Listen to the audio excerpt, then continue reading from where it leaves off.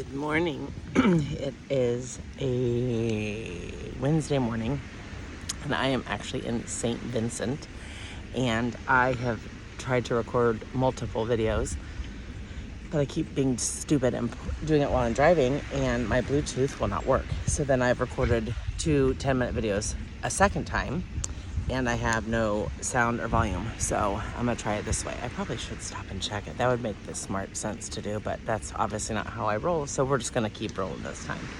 I flew back. I immediately had to turn around. Shannon had a furniture trip.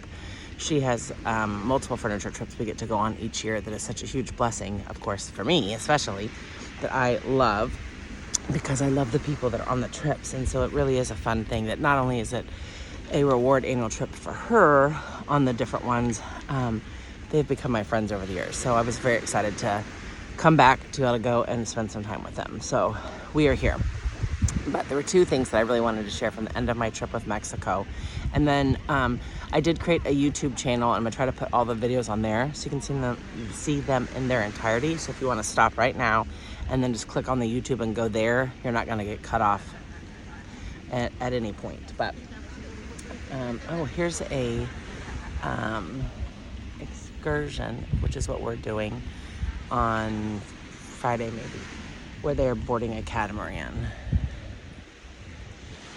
And that is a nice way. In Hawaii, ours was not like that.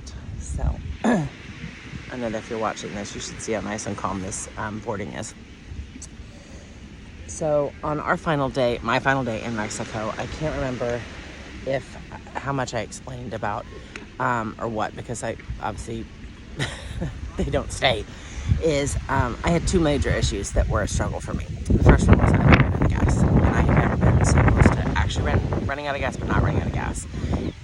Things were in kilometers, which is a different way. I have no idea on the distance. All the signs didn't make sense to me, and so I kind of really put myself into a pickle, especially the fact that when I made the decision to get on the highway there, that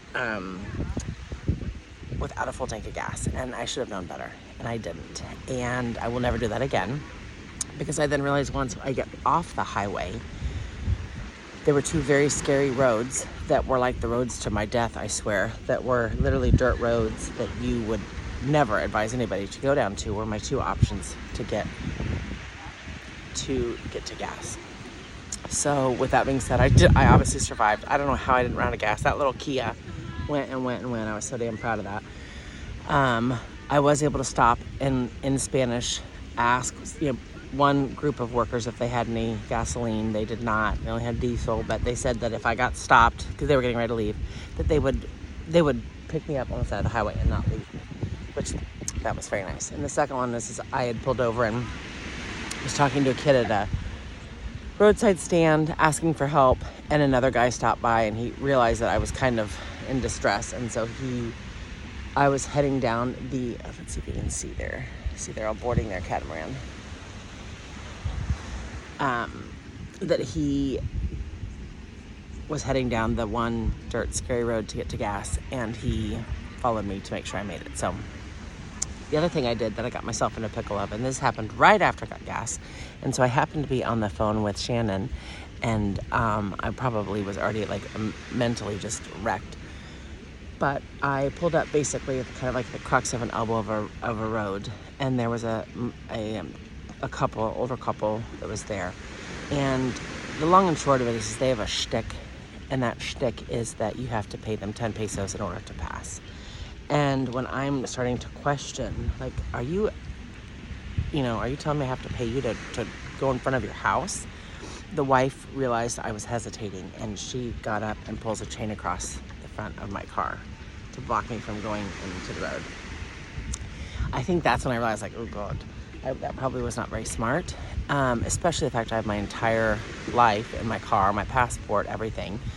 But Shan's like, maybe on those times you should stick your shit in your underwear or something. And I think there is some validity to that. I don't believe there's a lot of guns in Mexico, and the place where I was very safe, but I wasn't in that area. I was trying to get back to the airport, and I'm off the road, and so I really put myself into a situation that probably wasn't the smartest, that I need to definitely be way more cognizant of for the future. I loved my experience though. I'm literally planning on trying to go back for 2 or 3 more weeks in March, because once you kind of get that boat moving, I want to keep it moving, and I really enjoyed it. So that's important to me. So you'll have more videos coming up of me back in Mexico, trying to work on my Spanish. I did crack up the first thing I look is to see if this island is what language they speak, and it's English. So, quick just tidbit about, so I am in the St. Vincent's. It is part of the Grenadine Islands. It is a beautiful island. It's very, very beautiful. It's about a 45-minute, extremely curvy right here. I get a little car sick.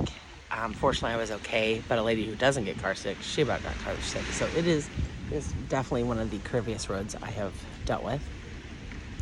And although the weather and such is gorgeous here, and this, again, you will hear me say each time I talk about traveling, if you were on a resort, it is always going to be beautiful. You could put a resort in the middle of a shithole of a country, and it's going to be beautiful. So that doesn't count. I can't say that St. Vincent is beautiful based on this resort. Outside of this resort, it is probably not an island that one would choose to visit or purchase property or come hang. It is not the landscape is beautiful, but it is not a pretty island. And this, I think, looks more of an island that I would be a little bit more, I would feel a little bit more unsafe. So there's that. So I am going to try and sign off and get a little bit of sun. One of the other people that doesn't have meetings, I obviously don't have to deal with any of the furniture stuff, so another gal doesn't either. So we're going to go float in the water and get some sun this morning. And we're here till Saturday. We fly back. And so there's only a couple flights in and out each day, so it just makes for a long day of travel. But who can complain about traveling? It's worth every ounce of it. So until next time, hasta luego.